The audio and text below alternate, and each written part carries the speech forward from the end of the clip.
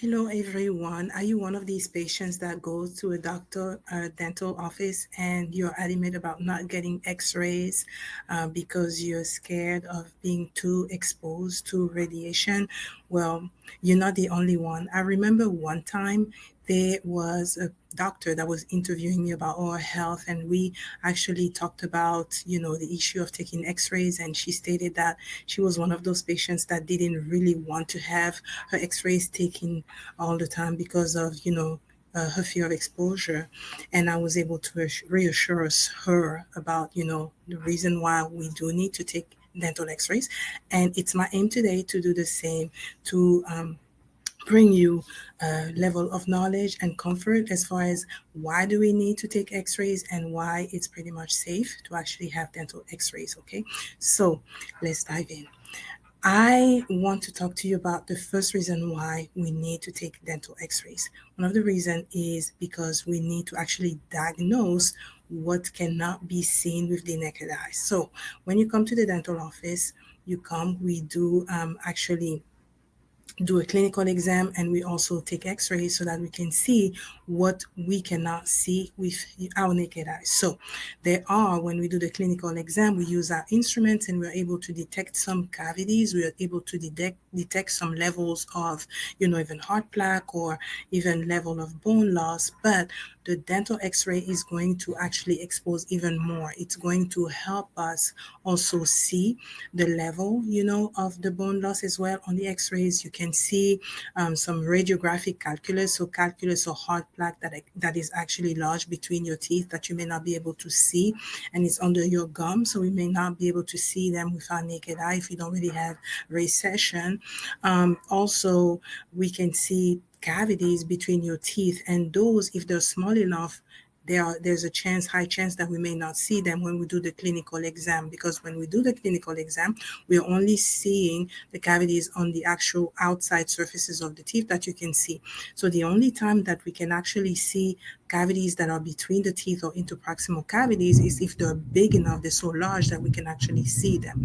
But many of them, there's so many patients who come to your office, they're like, oh, I don't have any cavities, until you look inside the mouth, and lo and behold, you don't see any cavities, right? But when you look at the x-rays, and you can be like, oh my goodness, some of them have so many interproximal cavities. And so if we did not have radiographs, we wouldn't be able to actually detect them, and they would keep growing and growing and growing and growing until they may end up causing you some problems. And the tricky thing with not diagnosing those interproximal cavities is that usually when they start, they don't cause any pain, right? Unless they have reached the inside surface of your teeth, which is below the enamel, which is the outside surface of the teeth. So if it reaches the dentin, depending on the level of sensitivity that you have, for example, me on my teeth, I'm super sensitive, right?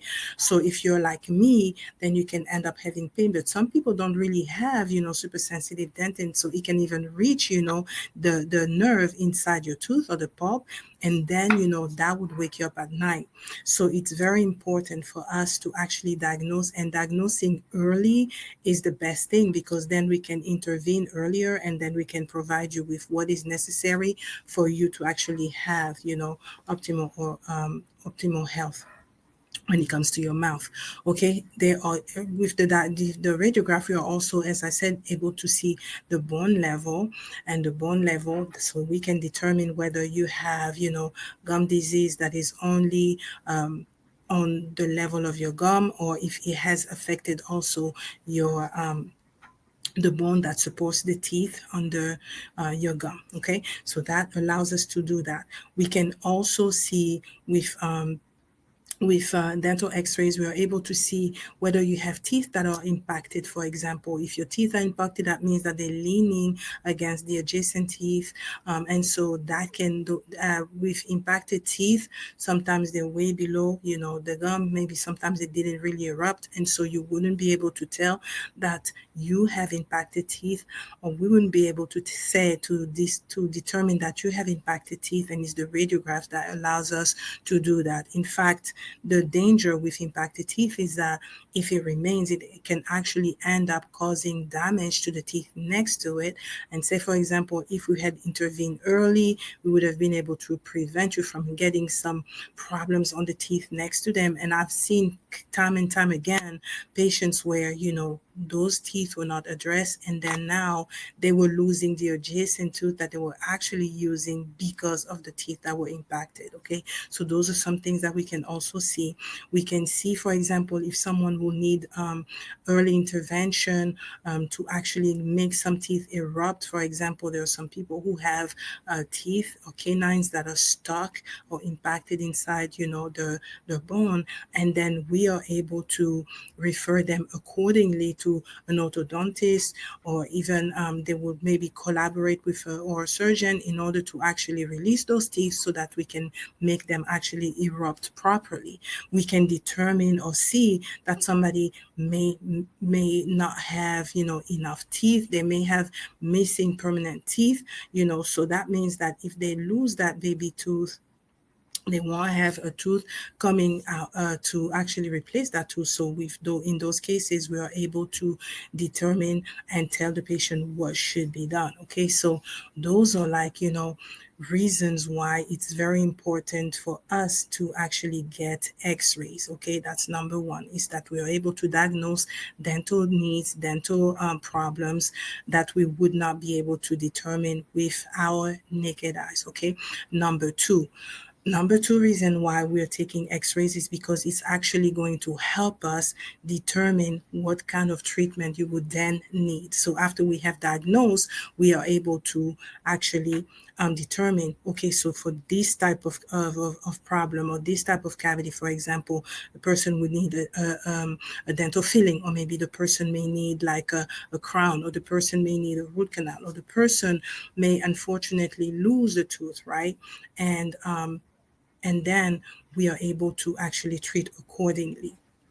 Okay, so say for instance, someone needs a crown and we are in fact doing a crown, we are able to make sure with the x-ray that the treatment not only is rendered, but is rendered appropriately. So for example, we may, have prepared the tooth for a crown, and when it's time for us to deliver the crown, we need to take a dental x-ray at that point again to make sure that all the margins of the crown, so the area where the crown meets the teeth, are completely sealed. Because if they're not sealed completely, then we can have, actually cavity starting, because bacteria are able to produce acid that would seep through those cracks, and then it would actually cause more cavities, or a recurrence of another cavity, of recurrent caries.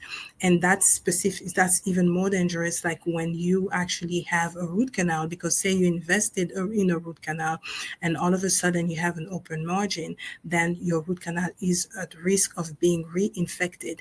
And if it is reinfected, then you would need to have the root canal either redone, or maybe treated, the tooth treated. Maybe the endodontist may decide to do an apicoectomy, where they just go at the root of the tooth and kind of fix it, or you may end up losing the tooth completely.